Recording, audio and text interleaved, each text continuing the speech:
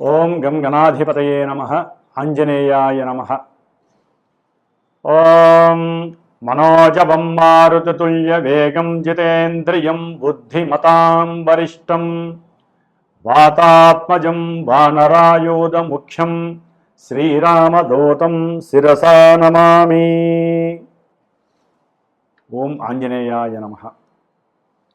వీక్షిస్తున్నటువంటి ప్రేక్షకులందరికీ కూడా అంతరిక్షంలో సంచరిస్తున్నటువంటి నవగ్రహాలు, అట్లాగే నక్షత్ర మండలంలో ఉన్నటువంటి సమస్త దేవతామూర్తులు కూడా మిమ్మల్ని ఆశీర్వదించాలని ఈ ఏప్రిల్ మాసంలో 1వ తేదీ నుండి కూడా 30వ తేదీ వరకు గ్రహ గోచారాన్ని మనం గమనించినట్లయితే ముఖ్యంగా మీనరాశిలో ఉన్నటువంటి శని భగవానుడితో ఏప్రిల్ 14వ తేదీ వరకు కూడా సూర్యుడు, అట్లాగే ఏప్రిల్ 2వ తేదీ నుండి కుజుడు, ఈ 3 గ్రహాలు కూడా మరి దాదాపుగా ఏప్రిల్ 15 వరకు కూడా పాపగ్రహ మిళితమై మీనరాశిలో ఉంటూ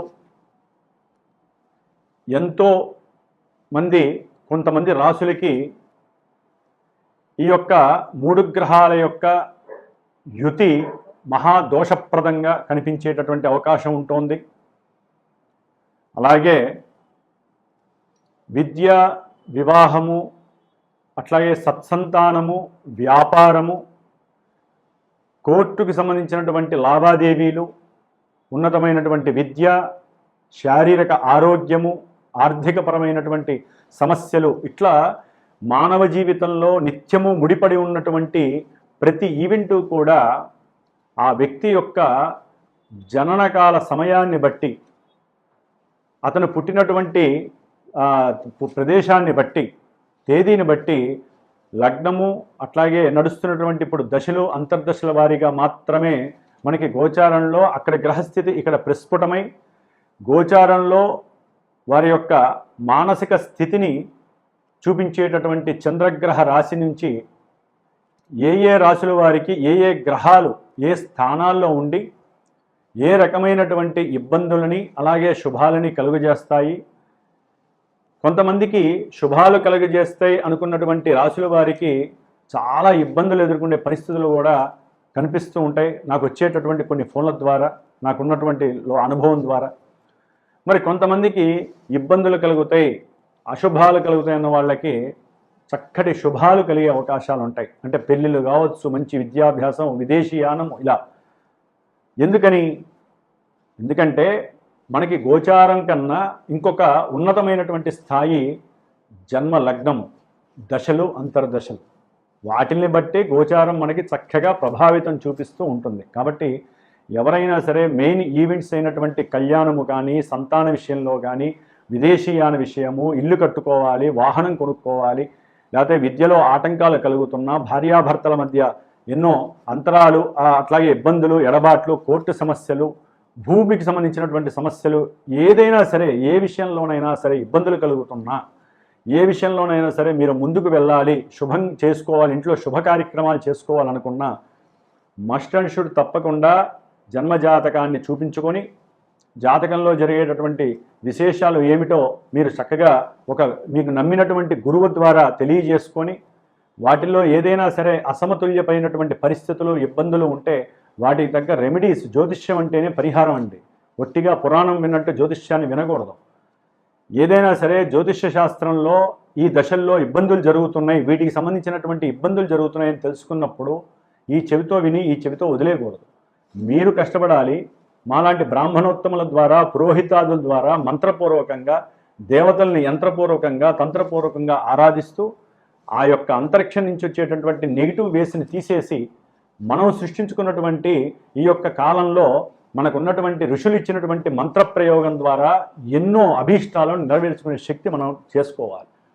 కాబట్టి మరి ఈ ఏప్రిల్ మాసంలో మేషాదిగా మీనరాశి పర్యంతం గ్రహాల యొక్క, నవగ్రహాల యొక్క స్థితిగతులు ఏమిటి, అవి ఏ రాశుల వారికి ఏ రకమైనటువంటి ఫలితాలను ఇస్తాయో మరి ఉన్నంతలో సూక్ష్మంగా, స్థూలంగా తెలుసుకునేటటువంటి ప్రయత్నం చేద్దాం.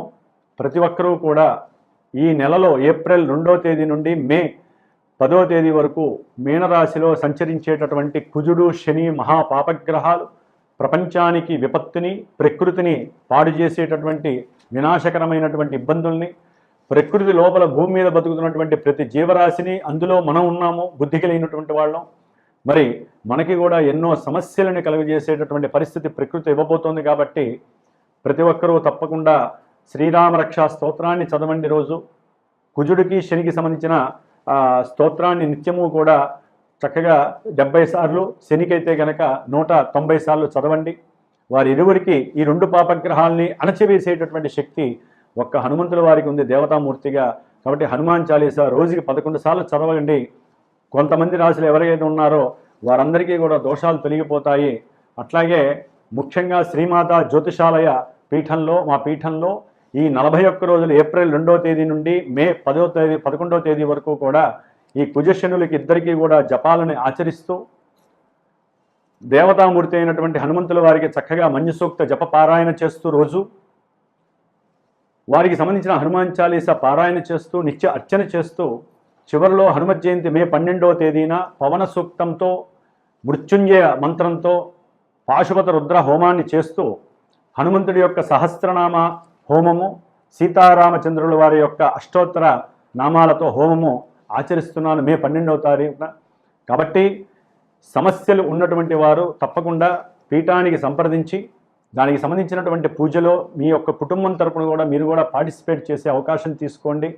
మేము ఎంత చేసినా మీరు కూడా తప్పకుండా కొంతమంది రాశుల వారికి ఏ అయితే ఇబ్బందులు ఉన్నాయో వారు తప్పకుండా మీరు కూడా హనుమంతుల వారికి అర్చనలు చేయించండి, వారి చుట్టూ ప్రదక్షిణాలు చేయండి, నిత్యము సింధూరాన్ని ధరించండి. మీకు సర్వత్రా కార్యము లాభం కలిగేటటువంటి అవకాశం హనుమంతులు వారిస్తారు. జై శ్రీరామ్, జై హనుమాన్. కన్యారాశి వారికి ఏప్రిల్ మాసంలో మరి గ్రహాల యొక్క గోచార స్థితిని గమనించినట్లయితే వీరింటికి ఎదురుకుండా ఉన్నటువంటి సప్తమ స్థానంలో మారక స్థానంలో ఇబ్బందులు కలిగజేసేటటువంటి వేధాస్థానము అంటారు, దీన్ని కంటక స్థానం అని కూడా అంటారు. కన్యారాశి వారికి సప్తమము వేధాస్థానము. ఈ రాశుల్లో ఉన్నటువంటి శని భగవానుడు వలనే వీరు అనుకున్న ప్రతి కార్యక్రమము ఆలస్యం అవటము, సంతానపరమైనటువంటి విభేదాలు, ఇబ్బందులు, అట్లాగే ఏదైనా ఉన్నతమైనటువంటి విద్యల పరంగా దూరంగా వెళ్ళాలనుకున్న ప్రయాణాల పరంగా ఆలస్యం అవటం వలన ఎంతో మానసిక జుగుత్స, చిరాకు, లేనిపోని విసుగు, విరామంతో అసలు వీరు ఏం చేస్తున్నారో వీరికే తెలియని పరిస్థితి కన్యారాశి వారికి. అలాగే అప్పుల పరంగా తీరుద్దామని చాలా ప్రయత్నం చేస్తూ ఉంటారు. వీరికి ఉన్నటువంటి పాత బాకీల్ని తీర్చేయడానికి చాలా శారీరకమైనటువంటి శ్రమని ఓడిస్తారు, కానీ వచ్చే అవకాశాలు చాలా తక్కువ ఉన్నాయి. దానికి తోడు ఈ మాసంలో కుజుడు, పాపగ్రహమైనటువంటి కుజుడు కన్యారాశి వారికి సప్తమంలోకి వస్తున్నాడు. భార్యాభర్తల మాది సరైన సంభాషణ ఉండదు. వీరు ఒకటి మాట్లాడితే అవతల వాళ్ళు ఇంకోటి అర్థం చేసుకోవటం. ఎందుకని జన్మరాశ్యాధిపతి అయినటువంటి బుధుడు కూడా 11వ తారీఖు నుంచి కూడా మీనరాశిలో ఉంటాడు నీచ స్థితిలో. వీరికి శారీరకమైనటువంటి అనారోగ్య పరిస్థితుల పరంగా వీరికి ఉన్నటువంటి బుద్ధి మందగించటం, అసలు వీరేం మాట్లాడుతున్నారో వీరికి అర్థం కాక అవతల వ్యక్తితో వీడు తెలివి తక్కువ వాడరా అనేటటువంటి మాట కూడా అనిపించుకోవటం, అన్నదమ్ముల విషయంలో ఏదైనా భూములు, ఆస్తులు, కోర్టుకు సంబంధించిన లావాదేవీల విషయాలలో విపరీతమైనటువంటి సంఘర్షణలు వీరు ఎదుర్కొనే అవకాశం కలుగుతుంది ఈ నెల రోజులు. ఎందుకంటే సూర్యభగవానుడు 14వ తేదీ వరకు కూడా అక్కడే ఉంటాడు.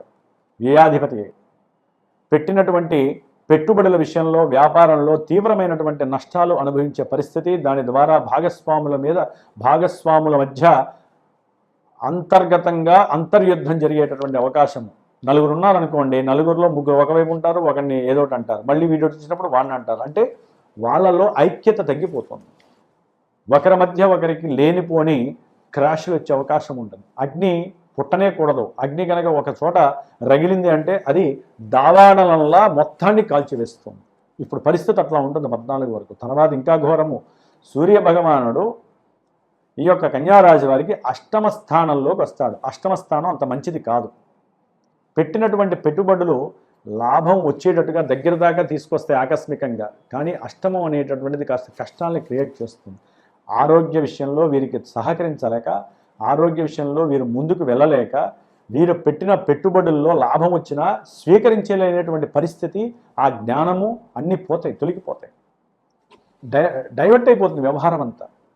లేకపోతే గవర్నమెంట్ వాళ్ళ ద్వారా ఆకస్మికంగా వీళ్ళకి నోటీసులు వచ్చే అవకాశం ఉంటుంది. అంటే ఉచ్చస్థితిలో ఉన్నాడు కదా సూర్య భగవానుడు లాభంలో అనుకోవటం కన్నా వీరి జన్మతః జాతకంలో ఒకవేళ కనుక సూర్య భగవానుడు మంచివాడయ్యి మంచి స్థానాలకు ఆధిపత్యం పట్టుంటే గవర్నమెంటు రక్షణ వ్యవస్థలో కానీ పోలీస్ వ్యవస్థలో కానీ పర్వత శాఖలో కానివ్వండి వీరికి ఉన్నతమైనటువంటి గవర్నమెంట్ జాబ్స్ కూడా వస్తాయండి ఆకస్మికంగా. కాబట్టి జాతకరీత్యా ఉన్నటువంటి దశలు అంతర్దశలు లగ్నాలు భావాలు అవన్నీ చూసుకుంటే గ్రహాలు ఇప్పుడున్న పొజిషన్లో మంచినిస్తాయో చెడునిస్తాయో మనకి తెలుసుకోవచ్చు, చాలా బాగా తెలుసుకోవచ్చు. మరి ఈ నెలల్లో కూడా సూర్యుడు బాగోలేడు కాబట్టి కన్యా రాశి వారు ఆరోగ్యం కోసం గవర్నమెంట్కి సంబంధించినటువంటి ప్రభుత్వపరమైనటువంటి ఏదైనా విషయాల యందు ఇబ్బందులు కలుగుతున్నా, ప్రభుత్వ ఉద్యోగం ద్వారా ఆటంకాలు కలుగుతున్నా, లేదా మీరు ఏదైనా భూమిని అమ్మాలన్నా ఈ గవర్నమెంట్ పరంగా మీకు సపోర్ట్ దొరకదు ఈ నెల రోజులు కూడా. కాబట్టి ఆదిత్య హృదయాన్ని నిత్యము ఒకసారి చదవండి. సూర్యనారాయణుడికి తులసి చెట్లో చక్కగా ఆ చదివేటప్పుడు రాగి చెంబులో నీళ్లు పెట్టుకొని అది చదివిన తర్వాత తులసి అమ్మవారికి చక్కగా వదిలిపెట్టేయండి, నీళ్ళని తర్పణంగా వదిలిపెట్టేయండి. ఆ యొక్క మట్టిని పెట్టుకొని మీరు బయటికి వెళ్ళండి. కార్యం సిద్ధి కలగటానికి మీ వంతు ప్రయత్నము, స్వయం నిర్ణయాలు, స్వయం కృషి మీకు ఉపయోగపడతాయి. భూ సంబంధిత గృహ సంబంధిత విషయాలలో అన్నదమ్ముల మధ్య ఈ కుజుడు శని కలవడం చాలా అయోగ్యకరం. బుధుడు కూడా వచ్చి వ్యాపారంలో మార్పులు ఉంటాయి, వ్యాపారపరంగా దూర ప్రాంతాలకు వెళ్ళాలి, ఆరోగ్యపరంగా అలసట ఎక్కువగా ఉంటుంది, నరాలకి సంబంధించినటువంటి ఇబ్బందులు, బంధుమిత్రాదులతో సమస్యలు, వాగ్వాదాలు, సంభాషణ చాతుర్యం నశించటము, ఇట్లా ఎన్నో రకాలైనటువంటి ఇబ్బందులు. తండ్రి గారితో కూడా సంభాషణలో ఎక్కడో అక్కడ తేడా రావటం, దాంట్లో మధ్యలో మీ భార్యాభర్తల మధ్య ఆ విషయం కూడా మధ్యలోకి వచ్చి సమస్యలు ఎక్కువ అవటం, ఇట్లా మల్టిపుల్గా కుటుంబ వ్యవస్థ పాడయ్యే అవకాశం ఎక్కువగా ఉంది కుజుడు వలన. కాబట్టి ధనపరమైనటువంటి నష్టాలు కలుగుతాయి, అది వ్యాపారంలోనా ఉద్యోగంలోనా తర్వాత విషయం. కాబట్టి ఆరోగ్య విషయంలో తప్పనిసరిగా మీరు ధన్వంతరి హోమాన్ని ఆచరించండి. ఎవరైనా అనారోగ్య బాధలు పడితే, ఎవరైనా సరే ధనపూర్వకంగా ఉండాలంటే, లేకపోతే విద్యాపరంగా బాగుండాలంటే, ఎందుకంటే గురుడు కూడా ఇక్కడ బలహీనంగా ఉన్నాడండి, కేతు 12లో ఉన్నాడు, ఒక్క రాహు ఒక్కడు మాత్రమే అనుకూలంగా ఉన్నాడు. శుక్ర భగవానుడు చూస్తే చక్కగా అష్టమంలో అనుకూలంగా ఉన్నాడు, తర్వాత నవమంలో అనుకూలంగా ఉన్నాడు. శుక్రుడు వలన ఆకస్మికంగా కొంతమందికి ధనలాభము కలగచ్చు, అంటే భార్య వలన కావచ్చు, భర్త వలన కావచ్చు, వారు చేసే ఉద్యోగం వలన కావచ్చు, లేకపోతే వీరు డబ్బు దాచుకున్నటువంటి కొన్ని ఫెన్షన్స్ రూపంలో కావచ్చు, చిట్ ఫండ్స్ ద్వారా కావచ్చు, లైఫ్ ఇన్సూరెన్స్ ద్వారా కావచ్చు, ఎక్కడో అక్కడ ఏదో రూపకంగా వీరికి కాస్త ధనము రాబడి కలుగుతుంది. మిగతా గ్రహాలు అనుకూలించకపోయినా శుక్రుడు అనుకూలిస్తున్నాడు. తప్పనిసరిగా ఈ నెల 20 తర్వాత వీరు దూర ప్రయాణాలకి భార్యాభర్తలు కుటుంబ సమేతంగా వెళ్ళే అవకాశాలు ఉన్నాయి. ఇక్కడ కూడా మిగతా గ్రహాలు బాగాలేదు కాబట్టి శాంతులు చేయించుకోవడం మంచిది, లేదా ఆ యొక్క చూర్ణం పొడి గోమాతకి తినిపించి వెళ్ళండి. కాబట్టి ఏదేమైనా కన్యారాశి వారు కూడా ఇందాక నేను చెప్పిన విధంగా 41 రోజుల కార్యక్రమంలో తప్పనిసరిగా మీ కుటుంబం తరపున పార్టిసిపేట్ చేయండి. హనుమంతుల వారి యొక్క అనుగ్రహాన్ని పరిపూర్ణంగా పొందాల్సిన రాశుల్లో కన్యారాశి ఉంది. అలాగే వ్యాపారాల యందు కుటుంబ విషయాల యందు కొంచెం జాగ్రత్త వహించండి. కుజుడి యొక్క దృష్టి మంచిదే కాదు. వ్యాపారంలో కానీ కుటుంబ విషయంలో కానీ మీ ఆరోగ్య విషయంలో కుజశనుల యొక్క ప్రాముఖ్యత ఎక్కువగా ఉంది. తండ్రితో జాగ్రత్తగా మాట్లాడండి. బుధగ్రహానికి సంబంధించినటువంటి స్తోత్రాన్ని అధికంగా పారాయణ చేయండి. ఓం నమో నారాయణాయ అనే మంత్రాన్ని ఎప్పుడు చాంటింగ్ చేయండి, శుభం కలుగుతుంది. వృత్తి ఉద్యోగ విషయాలలో మీరు అనుకున్నది సాధించడానికి చాలా కష్టపడాలి, జరగచ్చు జరగకపోవచ్చు. మీ జాతకంలో ఏదైనా యోగం ఉంటే జరగచ్చునేమో, కానీ ఇప్పుడైతే కనుక గ్రహస్థితి అనుకూలంగా లేదు. పెట్టుబడుల విషయంలో ఇప్పుడు ఏం పెట్టకండి. కేతువు కూడా సొంత నక్షత్రంలో ఉండి సమస్యల్ని ఉధృతం చేసే పరిస్థితులు ఎక్కువగా ఉన్నాయి. కాబట్టి ఏదేమైనప్పటికీ కూడా జన్మజాతకం చాలా అనుకూలమైనటువంటి పరిస్థితుల్ని కలుగజేస్తుంది. గోచారంలో కొంతవరకు మాత్రమే నెగిటివ్స్ చెబుతున్నారు గురువు గారని బాధపడకండి. మనకి ఋషులు ఇచ్చినటువంటి ఈ విద్యలో ఫలానా రాశుల్లో ఈ గ్రహాలు ఉంటే సమస్యలు వస్తాయి అని ఆ సిగ్నిఫికెన్సెస్ ప్రకారమే చెప్తామే కానీ ఇవే మా జీవితంలో కోట్ల మందికి ఇవే జరుగుతాయి అనుకుంటే ప్రపంచం ఉండదు. జన్మజాతకంలో జరిగేవి మాత్రమే ఇక్కడ జరుగుతాయి. కాబట్టి ఇంకా ఏదైనా ఈవెంట్స్, శుభకరమైన ఈవెంట్స్ తెలుసుకోవాలి, ఇబ్బందుల్ని తొలగించుకోవాలనుకుంటే మీకు నమ్మకమైనటువంటి గురువుగారిని సంప్రదించండి. చక్కగా వారు చెప్పినటువంటి దోష పరిహారాలు ఆచరించండి. మీ జీవితంలో రక్షణ వలయాన్ని మీరు మాత్రమే సృష్టించుకోవాలి, ఎవరూ సృష్టించలేరు. జై శ్రీరామ్, జై హనుమాన్.